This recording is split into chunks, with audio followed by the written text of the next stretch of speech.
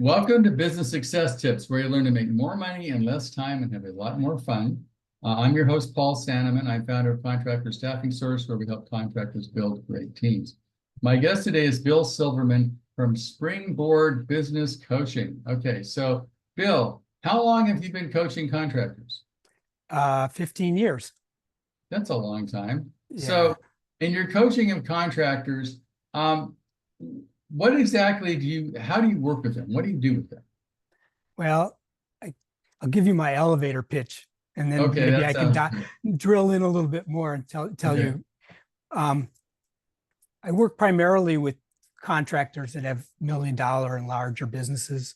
Okay. And what I do with them is help them build growing, profitable businesses that can run without them. Okay. And I guess the bonus is they get to have a happier and more balanced life. But let me drill into that a little bit, because Okay. when I first started coaching contractors, I went around and talked to a lot of folks and said, "What's your vision for what you want your business to be?" And I would say most of them said, "I want a business that can run without me, or at Okay. least practically run without me, so I Right. can go Right. on vacation and not have to worry, all that good stuff." Right. The problem is that most the contractors that I know and have worked with build their business from the ground up. So they're the go-to person for everything. They make Right. every decision, they solve every problem, they sell, they manage the field. But after they get to about $1 million, the business is just too complex and has too many different moving parts for them to be able to do everything. So Hmm. that management style that they've created that made them so successful doesn't work very well anymore. They get to end up being the bottleneck in their own business by trying to do everything. And so Right. their business slows, their profit growth shrinks, they have more problems and frustrations and more hours at work. And so what I help them do is run their business like a corporate CEO would, through a management team and through structure. So, and the result of that is that they end up with a more profitable business that can run without them. Um, that's what I do. Now, as I've been a coach, for years since myself, and the biggest problem I had not was implementation. I could make a list. What you need to do is hire this guy, do this, delegate, whatever, and getting contractors to trust. That was my big issue. Like, hire a general manager and trust a general manager to make these decisions. And the problem was they said, well, I tried that. I trusted a guy. It didn't work out for me. I tried it 4 times. It isn't working out. How do you get contractors to implement your ideas? I always found that the biggest frustrating part. How do you pull that off? Well, it's frustrating for me too. But the thing that I found is that when you're used to being the go-to person for everything, solving every problem, managing everything you do, it's difficult for them to learn how to let go. Right. And because letting go in a lot of cases means risking their business. Right. I've had people say, "I'm not going to let somebody, you know, take over that part of my business. I've worked too hard to make this business the way it was. I'm not going to let somebody screw it up." Right. So with that mindset in place, it's natural that they're not going to follow through on a lot of the things that you do. So there's a trust building process that has to happen over a period of time in order for them to be able to do that, because they have to change their mindset and they have to build trust with the person that they're letting go to. If you, in Mhm. your case, a Right. general manager. Right. Um, so if you ever heard of the concept of a trust bank, every time somebody does, you ask them to do something and they do it, they make a deposit. And every time you ask them to do it and they don't, they make a withdrawal. So you have to Mhm. structure, what I found is you have to structure the situation to build trust gradually and Mhm. give the owner the tools to gradually develop this person to the point where they're comfortable letting go. That's, Okay. And that usually takes a while, right? it does. Change is a process, and without honoring the process and allowing people to let go gradually, things fall apart pretty quickly. The other Right. thing that happens too, I found, is that they have to create structure for the person they're letting go to. You know, a lot of times they'll bring in a general manager, an operations manager, whatever. The person's got a pretty good resume. So they go, you're a smart guy, go, create your own function, figure out Right. how to do it. I trust you. And that almost always falls apart. Right. So, you need to plug them into a system and manage them through that system in order for it to work. Now, how do you create, I mean, you were kind of like, how do you create that system? And what do you see as the biggest issues that you have to deal with contractors in order to make them successful? Well, at about the point we're talking about where they're ready to start to bring in a management, some managers to run pieces of the business for them. Um, they don't have any written structures in place. It's all in their heads.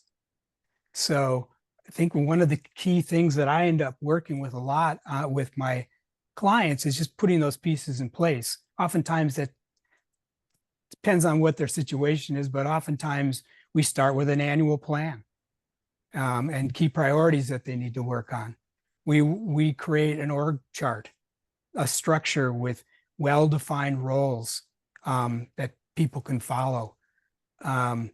We, I have to help my clients take what's in their head and create procedures for the different roles that they've created so that they can, the people that are in those roles can follow the right steps to do the things that are necessary to be successful.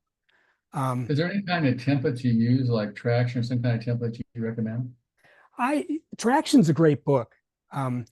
It kind of pisses me off a little bit because I wish I'd written it. It's probably the template for what I do in my coaching. So if you didn't want to hire a coach, Traction's a terrific book to go to and learn from.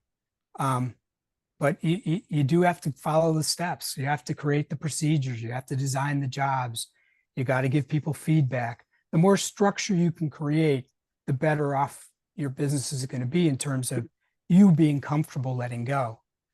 And I guess there's the other thing that I would add that often gets missed is you have to create a management process for yourself. How are you going to manage the business? What meetings are you going to have? When are you going to do evaluations? What kind of feedback do you give people? What kind of incentives are you going to get? You need to have a management structure to help you consistently manage the business, because just bringing managers in doesn't necessarily mean that you can step back and go do something else with the rest of your life. You still have to be there to run the business. So do you have some kind of you can not give them by name, but some kind of contractor with sort of a story about, well, I came in, they were doing this, and then I made this intervention, and now they're doing something else. Yeah, success story. Yeah. So I work with the client. When I started working with him, it was a $2 million painting company. And he had just finished 2 years of losing money to the point where he had to lay several people off, which was a completely traumatic experience for him. And he told me I was at the bottom of the bottom, and I didn't know what to do to turn things around. That's when I met him. He hired me. We did a lot of the things that I mentioned before. We started by identifying and resolving some of the most urgent and important problems in the business, because when you find and fix problems, it freed up some time for him, so he could work on the rest of the business. And we developed a sales follow-up system. We put key performance measures in place and tracked those and made regular adjustments to improve the business. We created an org structure where instead of him being the go-to person for everything, where everything had to come through him, we created an org structure and promoted some people into management. We put an incentive plan in place based on company profit. So as the business did better, so would the employees, because we wanted to align everybody in the business with the goals. That made a really big difference. So the results, he grew 10% in the first year, but the most important thing is he went from losing about $70,000 the prior year to making about $95,000 at the end of the first full year that we worked together. So that's like $165,000 roughly shift in the business. Right. So, which made him happy. So I'm sure now, if a lot of people are, should I hire a business coach or not? Is it worth it? This is going to be a really off-ball question, but what's a reasonable ROI to return on investment to expect from a business coach? I know that sounds crazy, but give it a shot. yeah, well, I mean, this client, it was 9 times the first year. Okay. But I would even say 2 to 1 would be great. Because there's other things to consider that aren't ROI based. Can you get more life? Can you reduce your What is the frustration? quality of life? That's hard Yeah. to figure that. What is your quality? Yeah. Vacations you take and that kind of stuff. So many of my clients, that's the thing they're really after is the business is sucking up their life. They don't have time to spend with their family and they want some of their life back. So, I mean, if you can get 2 or 3 times your investment in the first year from coaching, that's great. If you can get, you can also get, maybe a couple of weeks back you didn't have before or something like that. Exactly. Or you can go home at night and, not have to work so you can spend time with your spouse and kids. That would be awesome. That's true. So there's always, build to sell or build to make it. How do you do that? How do you get a business to where from it's, 2 guys in a truck or 2 guys in 5 trucks, whatever it is, to where you can actually, either build to sell or don't need to be there? How do you replace you? To me, that's got to be the hardest thing to do. It is. And it's hard from 2 points of view. It's hard because most owners are pretty controlling, to be honest, so they have to get comfortable letting go. And in order to do that, they have to spend the time putting the structure, training, and energy and effort towards building empowered, self-sufficient employees. Mm-hmm. And that takes time. And that's the whole trust building process I was mentioning before. But I think one of the places that most owners fail, I think, when they're building a management team that can take over a lot of responsibility is they just throw them in the deep end and hope that they can swim. And Right. And they don't swim. They make a lot of mistakes and they drown. And, like you said, I've had folks that have gone through 2 or 3, 4 operations managers because they're just not doing what they want to. The problem is they've never created a structure that made it possible for the person to succeed and train them on that structure. So we talk about employees only have 3 problems. 1, they're the wrong person for the job and you hired them. 2, they're not trained and that's your fault. And 3, they're not motivated. You've got a system to do that, right? So yeah, all employees' problems eventually come back to you. Right? Everything comes back to us, right? Right. And people, you can't have a business that can run without you if you're not willing to learn how to train your people and let go. Right. It just can't happen. So, and that takes some energy and effort on your part. But it's like McDonald's doesn't hire PhDs in fry making. They hire people that have some potential and they plug them into a system. And it's the system that creates the success. And so owners that want to let go and have a business that can run without them have to take what's in their head and put it in a structure that people can follow. It's like a franchise model. I mean, that's it's totally that. I mean, and I guess, there's some, franchises out there for whether painting, it exists in the construction industry where you pay money and they give you the systems. But I would say, but what you say, Bill, is you can give it the franchise structure without buying a franchise because you've got the systems that people can implement. Is that accurate? It's accurate. And to be honest with you, there's so many systems and processes in a business. It's daunting to think about which ones to create first. So I always Mhm. go for the low hanging fruit, things that are broken that need to be fixed, that are causing you problems. If you fix those first and make sure they stay fixed, gives you more free time to fix Mhm. other things. And probably the best way to do that is not to sit there with a blank piece of paper and write a procedure, but Right. describe it to somebody else and record that. And then Well, you can also, take, AI is helpful these days. You can to- talk to ChatGPT. It does an amazing job of a lot of that stuff, right? yeah, it's great. So, there are a lot of ways to create systems and processes um, that are less painful than they used to be. And also, it's like there's all these processes out. There's books written on it. There's systems written on it. There's people like you that can get them to do it. But to me, the most important thing is someone like you. One, you know the processes, but secondly, I assume you hold them accountable for implementation.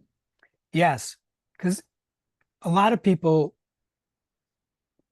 fall way short when it comes to implementation, in my mind. They'll create a procedure or a process, they'll share it with their team, then they'll raise their hands and say, mission accomplished. Right. But I don't think the mission is accomplished until these procedures are adopted and everybody's doing them. And, when you say, why do we do it this way? Somebody asks, why do we do it this way? They say, well, this is the way we've always done it. Right. Adoption takes a good deal of energy and effort to keep following up and following through until people just realize that, it's your way or the highway. Well, I always tell people like I feel like when I was coaching a, a like a personal trainer, right? Everybody that followed my diet and exercise program got healthier. I never missed, right? Mm-hmm. But getting people to follow the diet and exercise program, there's the challenge, right? That's the challenge. I have a client who says, I did it, it worked, so I don't do it anymore. I had a, It's like, I had a client that said, I had him calling architects, I had a system for marketing, and I said, why did you stop doing that? Because it worked so well, we got all the business, we stopped. And I went, I don't understand yeah, that. that's the kiss of death. And Right. I think that's the one thing when I'm coaching with people that people consistently underestimate. They think that if they just, get it out there to the team, that everybody's going to do it. And they don't. Right. And, I imagine it's frustrating. Sometimes you find this out, Bill, is that as a business coach, you coach somebody, you're part of the team, you get the business successful, and then they fire the coach going, well, we got it. And I go, no, we're part of the process, right? The reason Yes. you're successful is we are a team. You can't, win the World Series and then fire the team manager because you won. I mean, that doesn't work. No, I've had coaches of my own, and one of my coaches said, different level, different devil. So every time you take a step up, the challenges that your business face are different, and Right. and so having a coach consistently. I have a couple clients I've worked with for 12, 13 years. Because they realize that this is a long-term investment in Well, their you're part of the success. team, right? You're Yeah. part of, Mhm. it's like you're the, any sports team or any successful athlete has a coach, right? They Yep. all do. And Yeah. if they're successful, they don't fire the coach. That's not normal procedures for any team or any personal trainer. Right? Well, now that I'm really in shape, we won't do this anymore. But no, Right. I couldn't agree with you more. cool. Sometimes they will get a new coach, because And I guess you could change depending on the business, but if that process were, if having a coach makes you healthier in a business, then that's part of that system. It's part of the ecosystem you mentioned earlier. It's part of Mhm. the works, right? Cool. Exactly. So, Bill, if people want to get in touch with you, how do they do that? Well, there's a couple ways. You could email me at bill@springboardbiz, B-I-Z, coaching.com. So, Okay. or you could go to my website, which is springboardbizcoaching.com, And there's a contact form that you can use to contact me. Okay. Now, I'm assuming your initial visit is to find out if it's a good fit or not. You don't charge from day one, right? You just sort of you run an investigative kind of thing. Exactly. I have strategy session that is 60 to 90 minutes, depending, where we look at, the state of your business today, what your vision is, and then we talk about the challenges and kind of map out a game plan for how you would go from where you are now to where you want to be. At the end of that, if people think there's a fit, we can talk about, coaching. If not, you've had a strategy session. Well, the good news is the worst case is you know a lot of information you didn't know before, right? There's no downside. Exactly. Good. Well, thanks, Lloyd. I really appreciate you being here. This has been very helpful. And I would say anybody who either not sure their coach is the right coach or wants to look for a coach, I think Bill's a good alternative. Because there's two models out there that I've seen. There's this sort of the franchise coach where the guy's like 50 coaches and they've got this whole giant system and that kind of thing, which is certainly one model. And the other model is like Bill, I'm going to call it the white glove kind of. He only has a few clients. He works with them individually. You don't work with 15 different people. And different models are better for different people, right? Some people are better off with a large coaching company that has this huge system and 100 coaches and all that kind of stuff. And some people are better off with a person like Bill, who's a personal friend who works with you on a regular basis. It's a different model, but you should look at both, I would think, right? Yeah, I agree. Okay. Thanks, Bill. I appreciate your time. Thank you. It was good talking to you.